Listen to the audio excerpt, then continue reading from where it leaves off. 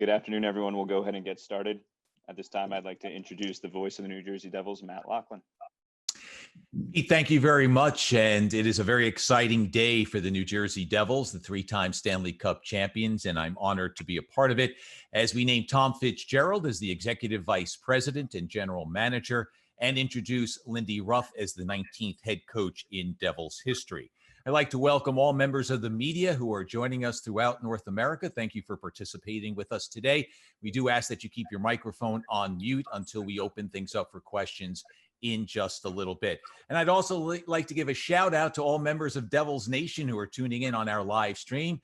Thanks to the members of the Black and Red and all hockey fans throughout North America and the world who are watching today. At this time, I'd like to introduce the co-managing partner of the New Jersey Devils, David Blitzer, to say a few words. David? Great. Thanks, Matt. So good afternoon, everyone. And thank you for joining us on what is clearly a very exciting day for our organization.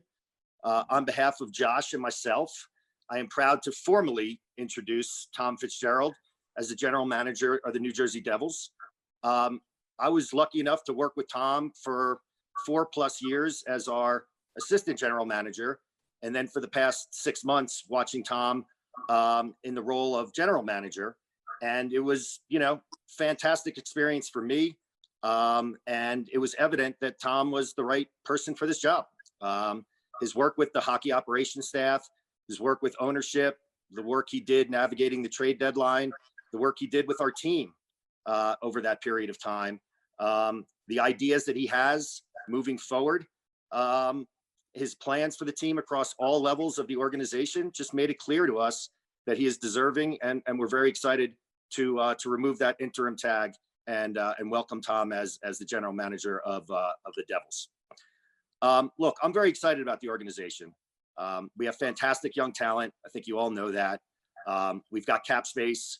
We've got players moving through our prospects, moving through the systems, whether that be college, Europe, the CHL, Binghamton, obviously. And we're really excited about what the future holds for the organization.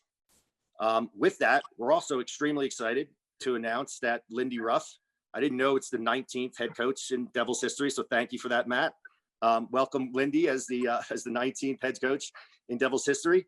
And again, I was talking earlier about the difference in seeing people live versus, Zoom calls and telephone calls, but was able to spend significant amount of time with Lindy, and he impressed Josh, myself, and our entire group with his experience, with his success at every level during his 25+ year coaching career, his enthusiasm, his ability to communicate extremely well, the way he's developed players over the years. We just think he is very well suited to be the leader on the ice for this organization at this point in time. So Lindy, thank you and welcome. He'll be guiding a very, very bright and young group. And on the fan side of me, I can't wait to watch this team.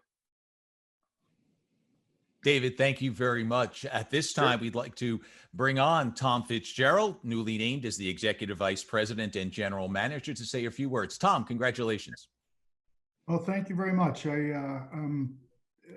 Ecstatic is not the word. I guess really enjoyed, excited in all aspects. I just, I've had an opportunity now from Josh and David to run this hockey ops department for the past 6 months. So I want to thank them for their trust, for the opportunity, and the wherewithal allowing me to do how I saw fit with the organization as the lead guy running the department. I'm extremely excited about this. This is something that, I got to tell you, I probably didn't dream about becoming a general manager during my playing days, but as things got pretty clear once I stopped playing, when you stay in the game, you either have a couple paths you want to go down. One is coaching, or one is managing. And it was clear to me after winning the cup and now as a coach that building a team from scratch, draft, development, free agency, things like that was extremely exciting to me. And I chose that path. Thanks to Ray Sherrill for allowing me to do that. But again, it was clear that managing was something that I actually really had a passion for. So here we are. My interim tag has been ripped off. I went about my day as the general manager's team starting on January 13th. Never looked at it any other way. Was never treated any differently from my peer groups throughout the league. The league itself never looked at me as an interim. So I'm very grateful to those guys and all them. I'm happy for my family. You know, I'm from a hockey family, and with two boys playing pro hockey, and a wife and a mom who's basically the CEO of our company here. I'm extremely happy for them because they know how happy they are for me. They're proud of me, and again, it takes a village, right? And my village has been so helpful with that and allowing me to do what I love to do, and that's be in the game of hockey. So I'm extremely grateful for that. My past mentors, talked about Ray, other people like Chuck Fletcher, Jason Botterill, guys that meant a lot to me and still do in this game. But I got a great staff that we've surrounded ourselves with, and they've been, I have to thank them as well for allowing me to grow in this 6 months. And I'm proud. It's a proud day for me and my family, and I'll just leave it at that. Tom, thank you very much. Again, we will have questions for Tom and David a little later on. And of course, for Lindy Ruff, who we bring on to our Zoom conference. Lindy's resume speaks for itself. In the top 10 all-time in NHL history in victories, a long and successful run with the Buffalo Sabres and with the Dallas Stars, and now back in the captain seat, so to speak, running the New Jersey Devils. Lindy, welcome to the New Jersey Devils organization, and the forum is yours. Thank you. Like Tom and David, super excited to become part of the Devil family. Going through this process, it just seemed like a perfect fit for me with the way that Tom talked about the game and where he wanted this team to go. But first of all, I'd like to thank the Ranger organization who gave me the opportunity to last 3 years and gave me the opportunity to talk to the Devils during this term. But I'm humbled by the opportunity that David and Josh and Tom have allowed me. Super excited. I think that the age of this team, some of the young players in this team, I've coached similar teams. If we go back to midterm in 2006-07 with Buffalo, when we were a young team, we progressed, became one of the better teams in the league, had a couple of great runs where we had real good shots at winning a Stanley Cup. Played a super fast possession type of game, which is the same type of game I'd like to bring to this Devil team, where a lot of puck pressure, using the skills we have to own the puck and be a team that can dominate with speed, with possession, but at the same time knowing that defending is a passion that we're going to have as a team. And I'm really, really excited to be part of the Devil organization. There's a great history there. The Stanley Cups speak for themselves.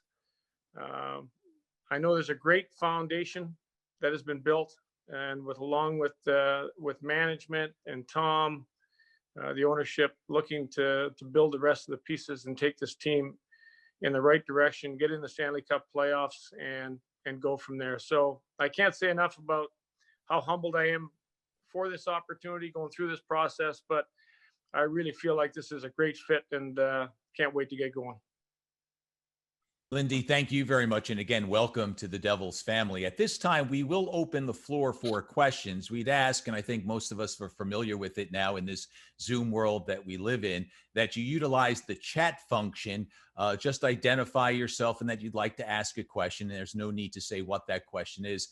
I will identify you, and then we'll open up the microphones and you can address your questions to either Lindy, Tom, or to David. We do ask that if you have questions specifically for David, that we get to those at the top of this session and then move along to Lindy and to Tom. So with that, we'll open things up to the floor and see who logs in and wants to ask a question. Again, use the chat function just to indicate that you are interested.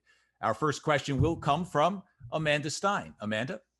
Hi, thank you very much, David. Good to see you. I just wanted to know when it came to the whole process where you had the empty GM role, permanent role, and then also looking for a coach. At what point or how did, Fitzy kind of factor into making those coaching decisions before you took off that interim role?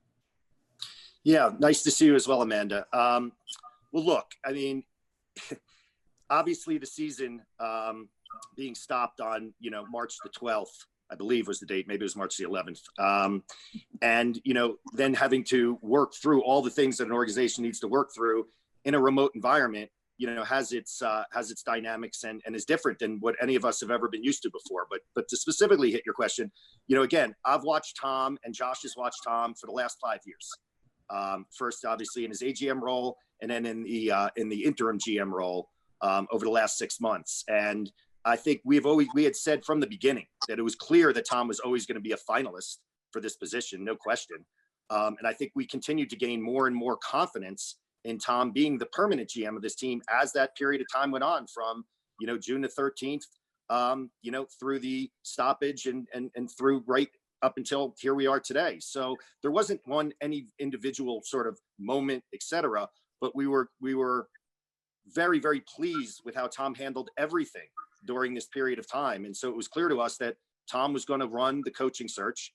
We were impressed with how Tom handled running the coaching search, not just the outcome, which we're obviously very pleased with, but just how he handled everything all the way through.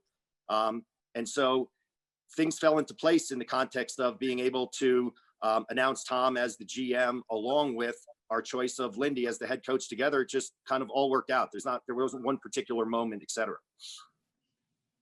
All right. Thank you, Amanda. Our next question comes from Greg Wyshynski. Greg? Hey there. Hey, Tom, congratulations. You mentioned cap space before as one of the virtues the Devils have going for them right now. Obviously, it's a young team, but we also know it's going to be a flat salary cap next season and maybe multiple seasons, depending on how revenues go. And I was wondering how aggressive you expect to be in utilizing that cap space as other teams have to clear space that might expedite, I don't want to call it a rebuild, but expedite the team's contending, let's say, with the addition of some veteran players. Well, Greg, it's nice seeing you again, and it's a great question. Yeah, this is there could be an opportunity for our organization to, get a little bit ahead of where we probably estimate ourselves prior to the pandemic. I touched on, very consistent with my message on, where we are as an organization, where we need to go, and the steps to get there. And, you've heard me talk about learn the win phase, and it's a very important part of, building a winning culture for a young team. With that being said, you're right. Cap space is a major weapon, and we have that. So that we don't ever want to get ahead of ourselves, excited about what can be, but as the manager, and with the help I have that surrounds me, we're going to do our best to put the best team on ice, and if that accelerates where we're at in this process, even better. Next question is for David. It comes from Corey Masisek of The Athletic. Corey? Hey, David, thanks for doing this. I guess my question is, given everything that's happened over the last couple seasons since you last made the playoffs, what sort of timeline do you have in mind for when you'd like to see the team competing for a playoff spot again and getting to where kind of the fully formed version of what you'd like to see? Thanks, Corey. It's nice to see you. I mean, look, that's, it's such a difficult question. But look, here's the reality. We think that the core of our team is obviously very exciting for a very long period of time. At the same time, I think that, to Greg's question a second ago, the league's there's going to be some very different dynamics here in the coming season and future seasons, just given obviously what's gone on from the global pandemic standpoint. So I think the reality is, we would hope, and, we've talked to, Tom, Lindy, myself, Josh about this. You know what I always say? The players are going to tell us when that time is. I'm not going to, what do I know? I think the reality is, though, we've got that great core. We have pieces coming in. We have moves, obviously, that we would intend to make over the summer. meaning in addition to what we have today. And I'd like to think that we will be a very competitive team on the ice next year as we continue to grow and build on the organization. And I certainly think about it over a couple of year period that we should be in a zone of contention. When that first step to the playoffs it'd be wonderful if it was next year. Am I, is that a line in the sand that says we're going to make the playoffs next year? Of course not. But we would certainly be aiming for that in this coming season. But I think it's you continue to build, and I think the players are going to be telling us to a large extent when that moment is. We will open up for questions to Lindy. Of course, Tom has already responded, but we do have 2 questions for David that come from Amanda Stein. Amanda? Mute. You'll have to open your There we microphone. go. There we go. David, what did your search committee look like in terms of who was doing the search process when it came to the GM? Who was involved in that? Well, look, it's always tough to get into, specifics, but let's just say that obviously Josh and I were, the most involved in the equation. We obviously spent a lot of time, and I thank Martin Brodeur, who's been an incredible sounding board and advisor for us, frankly, since the day I met Marty, but in a more official capacity, let's call it, over the last 6 months. And then you talked about it a little bit, but what were sort of the key things you were looking for in a candidate that Fitzy really hit the mark on? Like, are there key elements there that you wanted to see in a general manager? Look, I actually, I never put things in boxes. It's kind of the holistic person, frankly, to the extent, and vis-a-vis Tom. And look, Tom's background is highly relevant. He played over 1,000 games as a player. He was a team captain. He's won a Stanley Cup on the bench as an assistant coach. He's led player development for, one of the finest, teams in the league. He's done a great job for 5 years at the New Jersey Devils. And he just brings a holistic set of characteristics, his character, his values, the way he looks at the chessboard, and the players that we have and the development plans that he's been putting in place and will be putting in place, his leadership qualities, the way he brings an organization together, his decision-making at a critical time in the organization at the trade deadline, I think speaks for itself. So I really think it was all of those characteristics, not, any one. And I think Tom just brings a ton to the table. Our next question comes from Colin Stevenson. He actually has 2 questions, one for Tom and one for Lindy. Colin, welcome. Thanks very much, Matt. For those of you who don't know me, I'm Colin Stevenson. I work for Newsday and I cover the Rangers. And I also covered Tom back when you actually played the game. So congratulations, Tom. My question to you is, in leading the search for a head coach, what was it about Lindy that kind of made him the selection? Obviously he's been with the Rangers for 3 years on the bench over there and in the division and all that kind of stuff. But what, you had a lot of candidates to look at, a lot of very big name, good candidates. What stood out about Lindy? Well, first, good seeing you, Colin. The process that we went through for the coaching search was extensive. It was long. Personally had conversations with a bunch of candidates, great candidates, anywhere between 3 and 5 hours on Zoom at one time, and then doing deep dives with systemic play, how we want to play, how these people wanted to play the game, how I feel the game should be played, and what kind of game my team wants to play, I guess.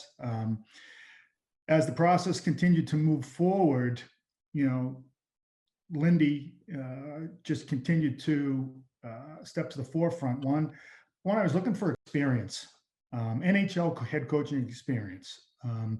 2, a presence, someone who's been there, done that, and could walk into a room and actually grab the attention of our young team with the experience that they've gained. over the number of years as a head coach. Personality. The group needs a teacher, someone who's going to come in and teach, and message is going to be extremely clear. No gray at all in the messaging. Believable, which goes with presence. And as we kept going deeper into that process in with questions, the infectious personality that Lindy Ruff has is a big part of who he is. He's a light-hearted person. He's played the game. He's coached young talent. Another criteria, being able to coach young talent and watch them develop into budding stars, like he did with a core young players in Buffalo and core performers right now in Dallas. That was another big element. So the more we kept digging, the more Lindy kept rising. And I felt that it was very important to put Lindy Ruff in front of Marty Brodeur, to get Marty's take on Lindy and put him in front of Josh and David during this process. So those characteristics and elements were things that I was looking for as a whole. And like I said, as the process continued, Lindy continued to grow and grow and grow, and to the point where I felt relationship wise, which is a big thing for a manager, was there already. It was exciting, and how collaborate we do with each other, through my own experience and learning from him too, from his experience. So as far as teamwork, I felt Lindy Ruff was the best person for this job. Thank you. And then to Lindy, I would just really simply ask him, you were a head coach for a very long time, spent the last 3 seasons as an assistant coach. What do you think you may have learned from the assistant's role that's going to help you, transition back to being a head man again? Well, great question. When I first went to the Rangers with Elaine Vigneault and sat down with Elaine, and we talked about the possibility of me coming there as an assistant. He had asked me, why would you want to do something like that? You've always been a head coach. And I had stated to him, I said, I think you're a heck of a coach. I think there's stuff that I can learn from you. There's information that I think we can share that has made you successful, that has made me successful. And at the same time, neither one of us have won a Stanley Cup. And I said, maybe with the two of us together, we can achieve that goal. And I think as you know, that we went the route of rebuilding in a quick fashion with the Rangers. Brought a lot of young players in, a lot of young defensemen. And I worked specifically with those young defensemen, and felt that we needed to play a specific style.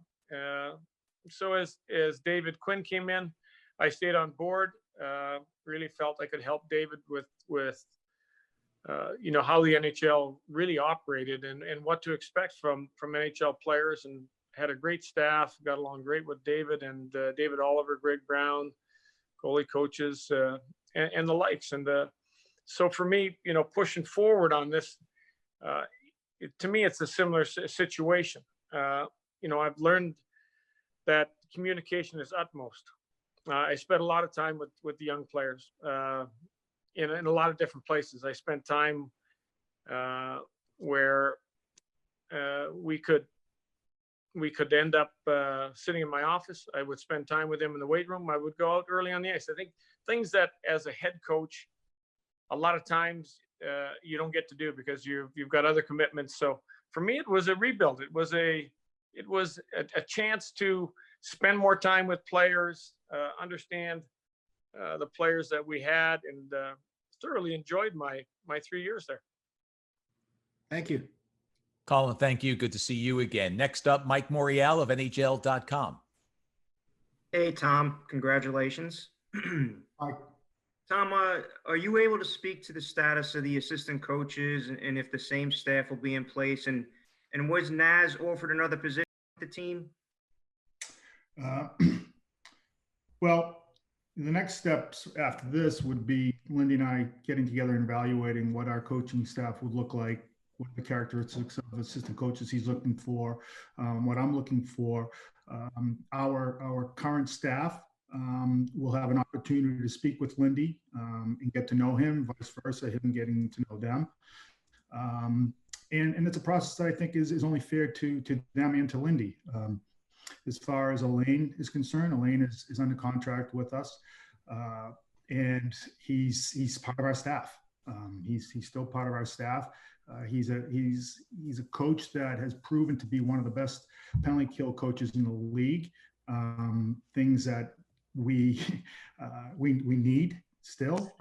But first things first, I would like Lindy and Naz, and other coaches, to sit down and communicate with each other, get to know each other, throw things against the wall with each other, and then take the steps afterwards. But Naz, if I can just shift gears with him here, like he did an incredible job in a tough situation back in December, and he grew into that leadership role.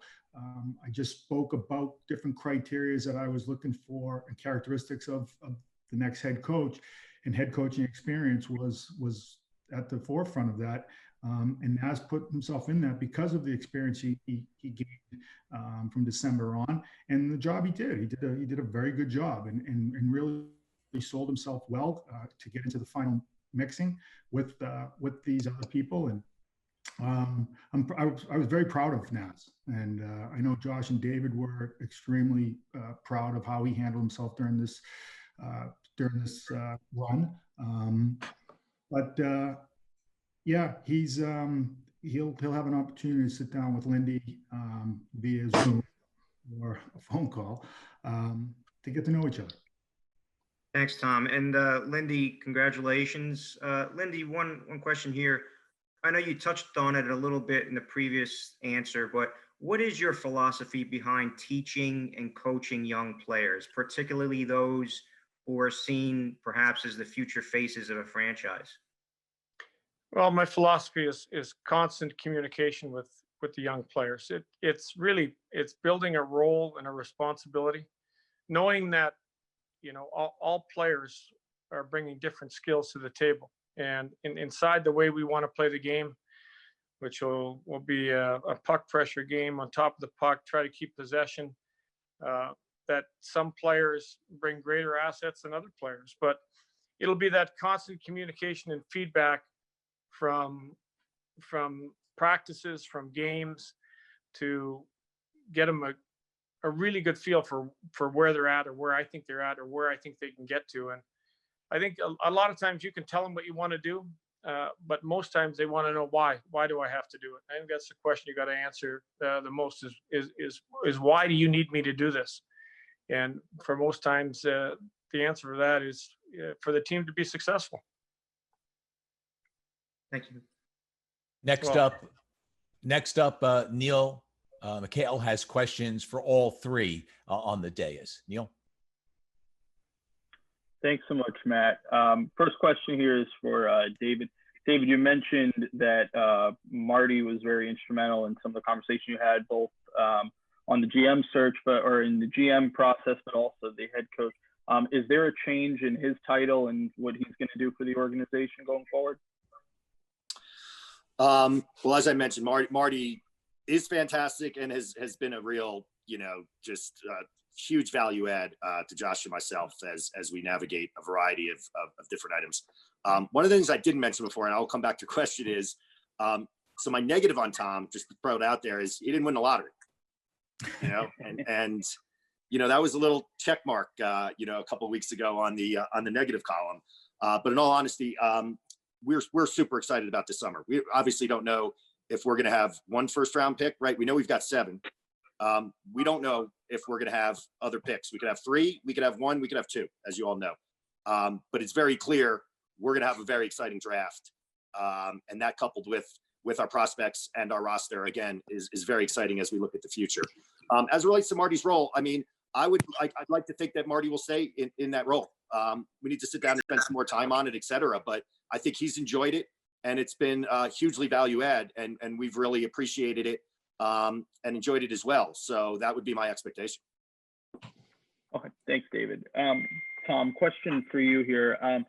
I know you've interviewed for past GM vacancies when you had permission from the Devils, Minnesota job I can think of from a few years back.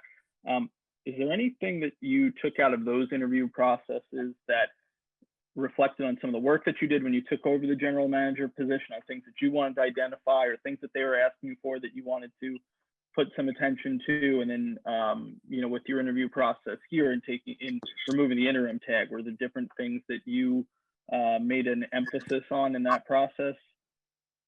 I think let's go back, rewind 5 years. When I decided to make the change and jump over from the Penguins to the Devils. I loved my time in Pittsburgh.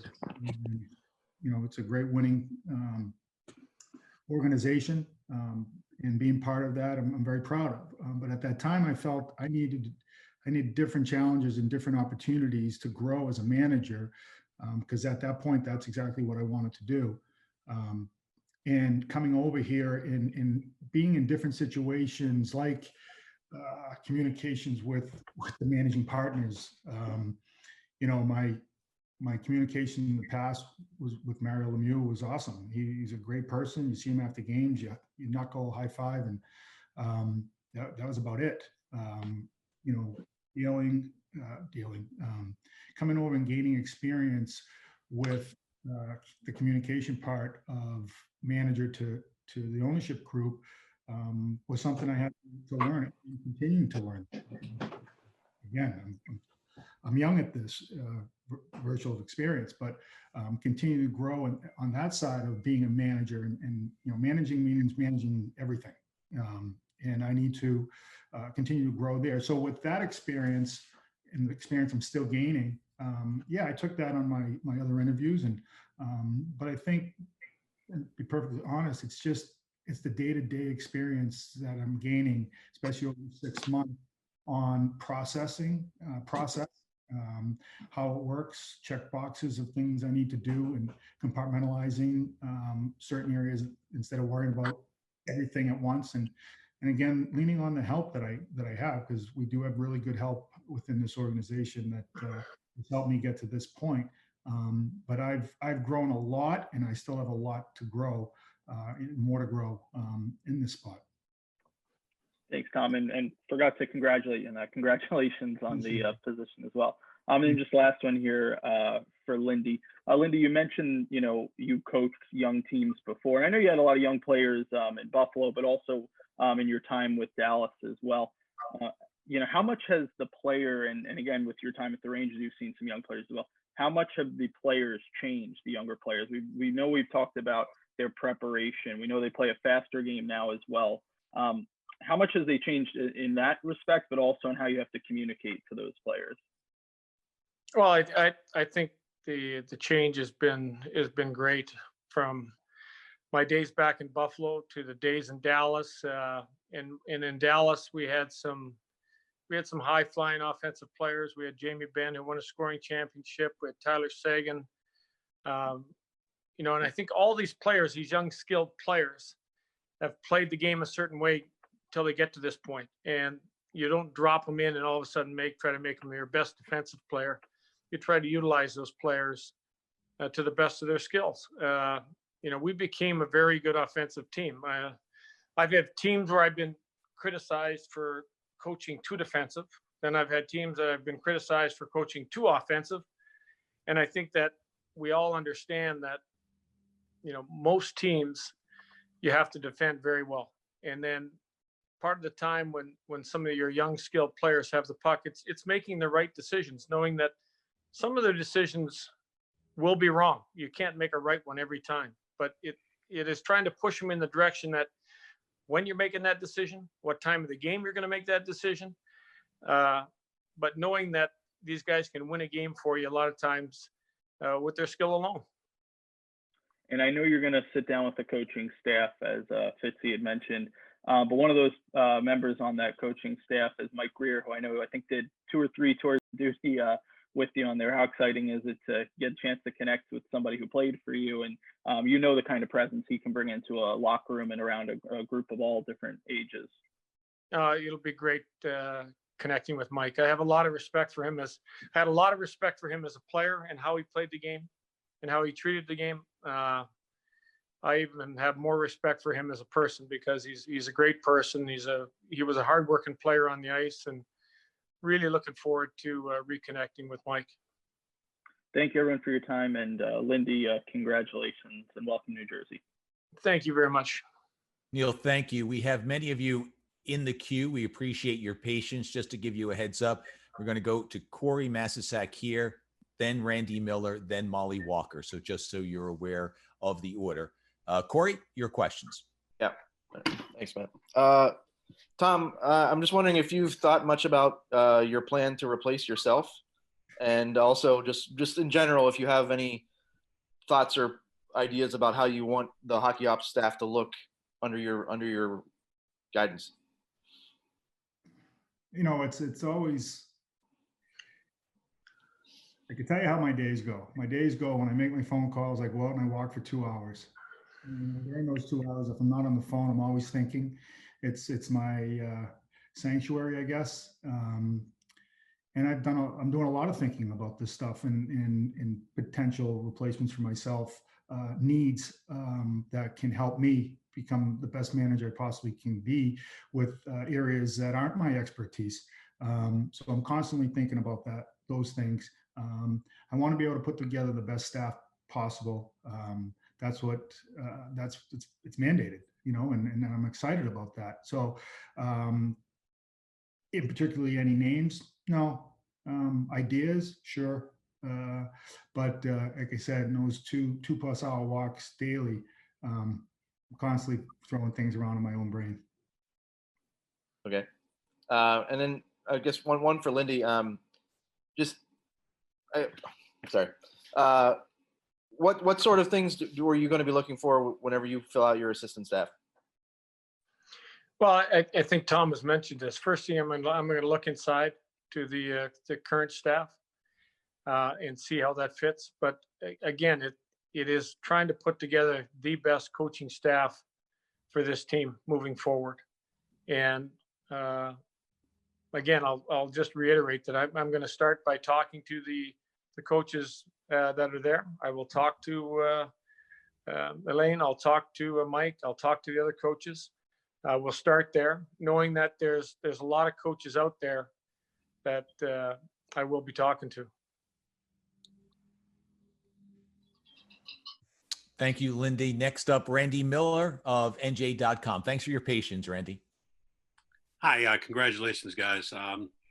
Lindy, for you, I talked to Rob Ray last night, and he was telling me that he thinks that you will be a different type of coach. He says he's had a lot of conversations with you in recent years when you were with the Rangers, and says that you've realized the hard nose in your face type of coaching days are over. And he thinks that he says you've studied a lot on how to communicate with the younger player. I'm wondering if there's something that you saw or got to a point that you said that you needed to change. And is that correct, that you expect to be a different type of coach because the Billy Martin baseball manager type is over, just kind of like the same thing in hockey?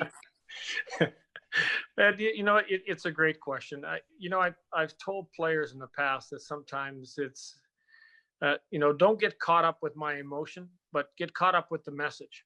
I think sometimes that message can be pretty strong when you're adamant and you're passionate about the way you want your team to play. And I also think that sometimes that emotion players don't respond to. And I think there's a happy medium. I think when this will be all said and done, and you've probably asked most of my players, they'll say, I really like playing for him. Thorough, he was honest, he was fair, he was tough, he was demanding, but I had some of my best years playing for him. And I think, what Rob was saying is that, those days of just walking in there and screaming and yelling, we got to play harder, we got to do this, we got to do that. I think the players want to know, again, I'll say this, they want to know the why part.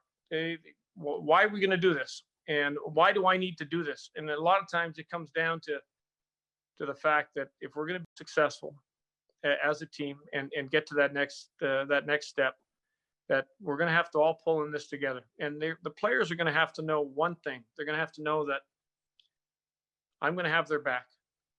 And at the same time, they have to have mine. So it's going to be a trust situation between myself and the players, and we have to grow together.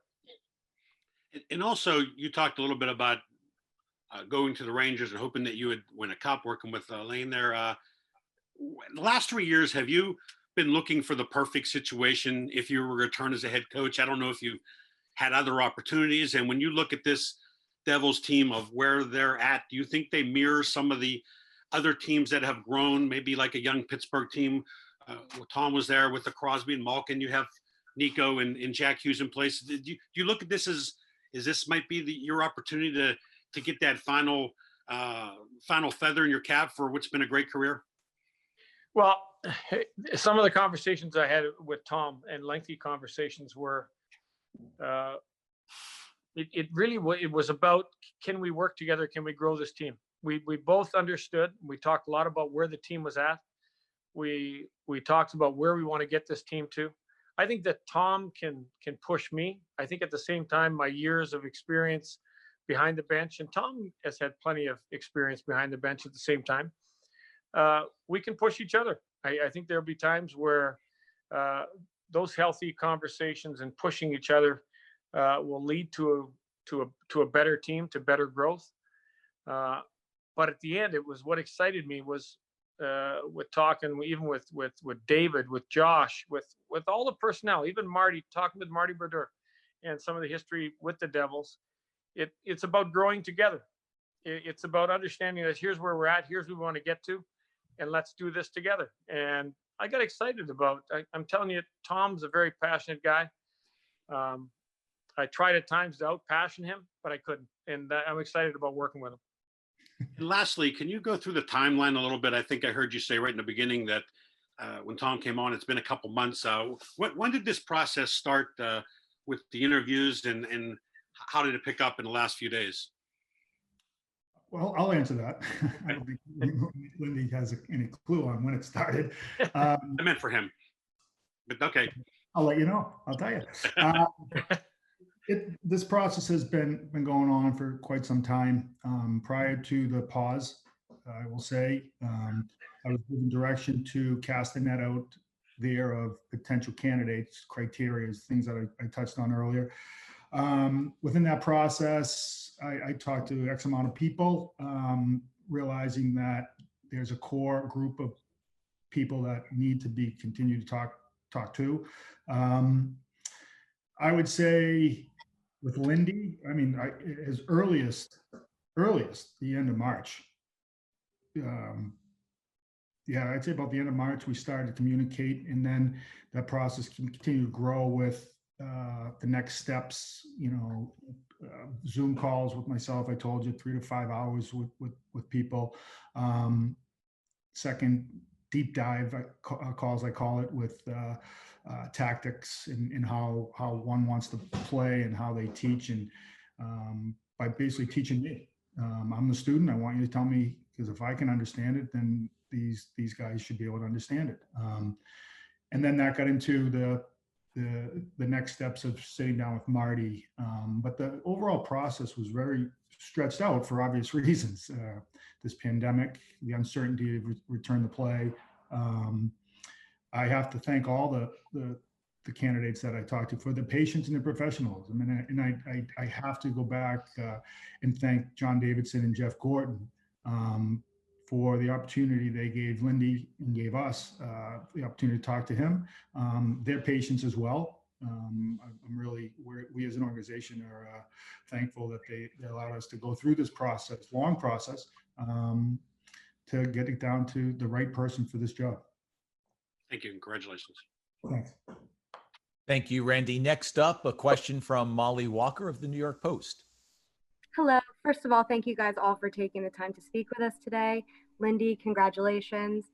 My question to you is how would you reflect on your time with the Rangers in general? And while you were there, did you feel like you missed being a head coach? Was that something that you always wanted to get back to? I think when I went to New York, my first thought was, this may be a year and I'll get back behind the bench. I know Tom uses the word pause, kind of a pause in my head coaching. I think sometimes you need you need a break. I looked at this as a break. I looked at this as an opportunity to get better, to challenge myself, to communicate better with younger players, to really have fun as an assistant coach. So spend a lot of time with the players, and I knew after year one I wanted to get back if the opportunity arose. And I enjoy coaching young players. I know it's sometimes challenging. I think sometimes they want to get to the finish line quicker than you think you can get them there. But when I was with the Rangers, I just looked back. I tried to establish a great relationship with the players as an assistant coach and help them grow. And, I think for the most part, the last couple of years have been rewarding when it comes to that.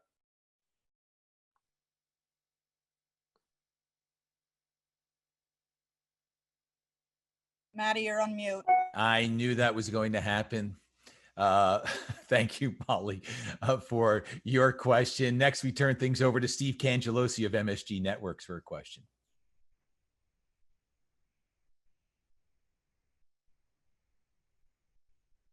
And Kanji, we're having trouble, at least I am having trouble hearing you. No?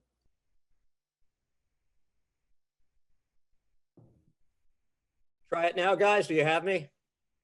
Thumbs up. Got you, my friend. Thanks. Sorry. Lindy, congratulations again. I believe this is your 5th decade in professional hockey. Was the process of landing this job maybe the strangest experience you've had with regard to that? I'm not even sure if you had face-to-face contact along the way with anyone. Can you describe that? It definitely was the strangest in all of my interviews and all of the process to become a head coach in different places. But we're at a strange time. I mean, we've faced a lot of things that a lot of people have not seen before. So doing the Zoom meetings with everybody in the organization, how long this process went, as Tom just mentioned. But it's pretty easy to sit down in a Zoom meeting and I found with Tom, we set out to talk for an hour or two, and 4.5 hours later, we were still talking hockey. So I think there's some positives to, easy access to somebody. You don't have to go meet somewhere. You don't have to fly somewhere. You don't really have a schedule. You can get on your phone, your computer, and you can talk hockey. So I think there's some good out of it too. I'm asking this question really in the context of Jack Hughes, but you oversaw really the transformation of Tyler Seguin just from a good young player to a genuine star. Can you describe what you witnessed, and maybe is there anything you learned from that experience that you hope might bring out the best in Jack moving forward with New Jersey?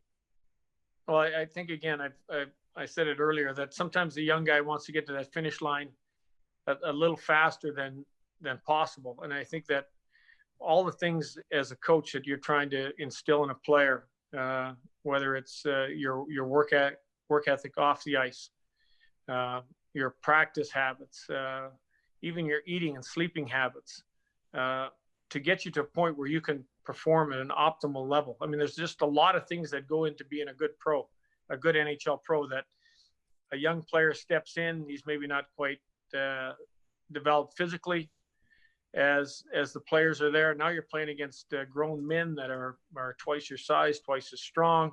So you've got to get them to a point where they're comfortable. And I think in Tyler's case, he had a couple dynamic areas. He was a dynamic skater. He was a dynamic shooter. And it was easy to get him to that point, to get him inside, find the right guys for him to play with, to make him effective. And I think that, when you find that, it lasts a long time. And my feeling is that with Jack, he's at that point where you find the right guys for him to play with, off ice, on ice. He gets stronger, he gets quicker, he develops from a younger player. No different than Capo Caco for us, across the river. Same type of struggles. That first year is a hard year for a lot of young players, but it's just measuring it in growth. So let's get to that next step, and you can take off from there. Thank you. We have 2 more people in the queue, and at this point, we'll cut it off after those two people ask their questions. James Dombrowski, your question.